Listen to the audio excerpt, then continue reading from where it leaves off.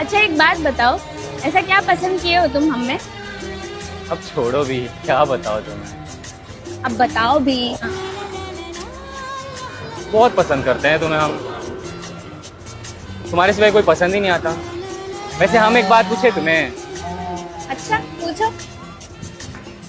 अच्छा लगता है तुम्हें हमारी इस 2 पहिए की साइकिल में बैठ के? बहुत। कोई शक? नहीं, हमने सुना है कि तुम्हें वो तुषार की बुलेट बहुत पसंद है ना। पसंद तो है, पर तुम्हारी साइकिल से बहुत कम पसंद है। वो क्यों? अभी देखो, सबसे पहले तो ये बहुत बचत करवाती है और समय भी ज़्यादा लेती है घर पहुंचाने में। इसी बहाने हमारी बातें भी ज़्यादा हो जाती है। अब इससे ज़्यादा अच्छा और क्या हो सकता है? अच्छा, इतना पसंद है तुम्हें हमसे बात करना? बहुत पसंद है। मेरा बस चलता है तो चेंबूर की जगह पनवेल में रहती हूँ और तुम्हारे साथ ही साइकिल पे बैठ के अपने घर जाती हूँ। अब चलो जाओ भी, वरना कोई देख लेगा तुम्हारे घर वाले।